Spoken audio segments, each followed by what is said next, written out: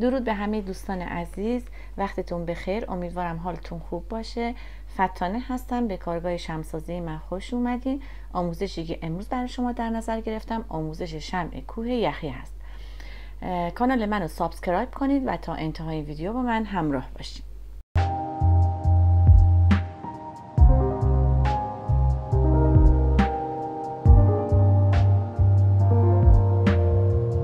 برای درست کردن این شمع زیبای کوه یخی نیاز به چنین ظرف شیشه‌ای داریم.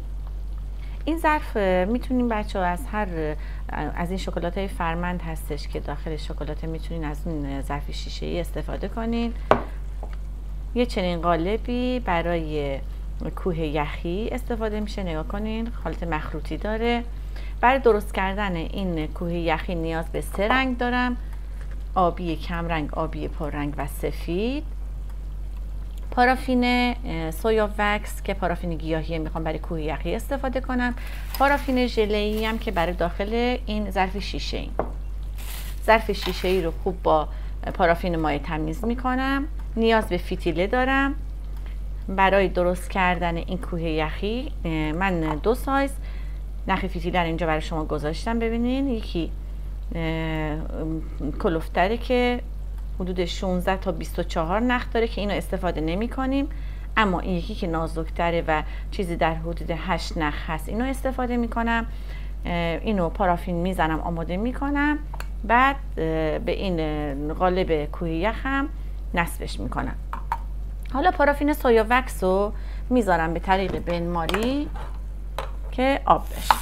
داخل قالب لاکی رو با پارافین مایع خوب تمیزش میکنم.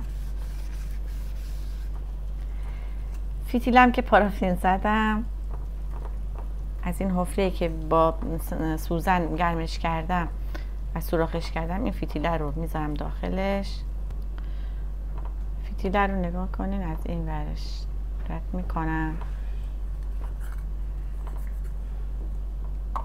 قسمتی که حالت تیز داره اینو یه گره میزنم که از این ور فتیله رد دادم، آزادشو میبرم. حالا میتونید با یه چسبی این قسمت رو فیکس کنین و اینو داخل حالا یا ظرف شیشه یا هر چیز دیگه که تو خونتون دارین میتونین اینو، چون به این شکل رو زمین نمیمونه، باید داخل یه فضایی باشه که اینو نگه داره و بالاش هم باید نگه دارنده اینو نگه میدارن. برای این شمع کوه یخی اول باید این درست بشه، بعد از این ظرف شیشه‌ای و شمع ژله، پارافین ژله استفاده کنم. حالا این پارافین سویا وکس رو که من از طریق بنماری اینو آبش کردم، نیاز به 3 تا ظرف یعنی لیوان کاغذی نیاز داریم، چون 3 رنگ هست. یه رنگش سفیده، قسمت پایین شمعون یه مقدار رنگ سفیده، وسطش آبی کم رنگ و قسمت بالا که میشه پایین شمعمون آبی پر رنگ میشه. حالا یه مقدار این سفید رو میریزم داخل لیوان کاغذی، بقیه رو میذارم داخل آب جوش. یه مقدار کمی رنگ سفید بهش اضافه میکنم. قبل از اینکه اگه میخواین رنگ مایع استفاده کنین، قبل اون حتما تکون بدین که کاملا داخلش حل بشه. یه مقدار رنگ سفید رو میریزم،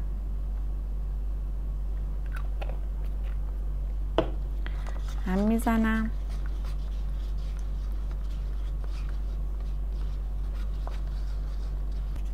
همش میزنم، میریزم داخل قالب. فقط خوب نگاه کنین که تا کجا ریختم. یه مقداری باید آبی کم رنگ باشه، یه مقدارم آبی پررنگ. یه کوچولو دیگه میریزم، میارم تا بالا. تا این حد باشه این کافیه. حالا این باید بچه‌ها خشک بشه، یه مقدار خودش رو ببنده که بعد بخوام آبی کم رنگ و بعدم آبی پررنگ رو بریزم. اون یه مقدار پارافینی که آب شده بود و رنگ سفید داخلش بود اضافه اومده بود، ریختم داخل همون پارافین آب شده که داشتم، داخل همون ریختم گذاشتم ولی گرم بمونه. این مقدار از همون خالی کردم اینجا. ببینید منظور اینه که اون پارافین رنگش سفید شیشه نیست، یک مقدار کمی رنگ سفید داره. حالا این آبی کم رنگ رو میریزم داخل این. خوب نگاه کنین.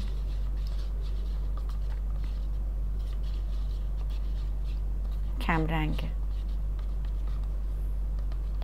برای اینکه بریزم روی این پارافینی که داخل این قالب هست، با چاقو چند تا شیار بهش ایجاد میکنم. فقط نکته‌ای که باید اینجا دقت بکنین اینه که نباید بذارین خیلی این خودش رو ببنده،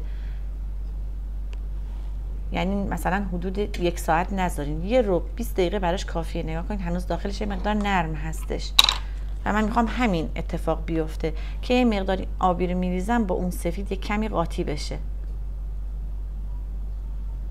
نگاه کنین تا اینجا من آبی رو ریختم. منتظر میمونم اینی که به این شکل خیلی شل هست و هنوز نرمه و کاملا خودشو نگرفته یکم سفت بشه که بعد آبی پررنگ رو درست کنم. فینی که آب شده بود اضافه اومده بود و رنگ آبی من بهش زده بودم، اونو دیگه نمیذارم کنار، میرسم داخل همین ظرف شیشه‌ای، چون میخوام بهش آبی پررنگ اضافه کنم میذارم گرم بمونه، بعد میرسم تو لیوان کاغذی. حالا بهش آبی پررنگ اضافه میکنم، یعنی دوباره من پارافین آب نمی کنم، همونو استفاده می کنم.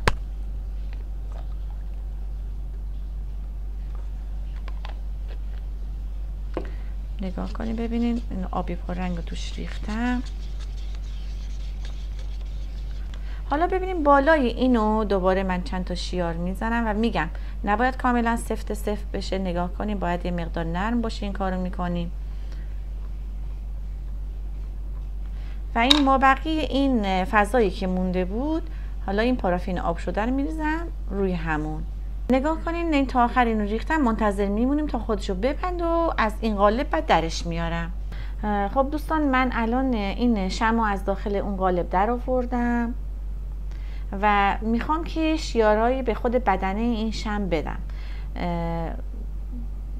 با این ابزار مجسمه سازی شروع میکنیم به شیار دادن.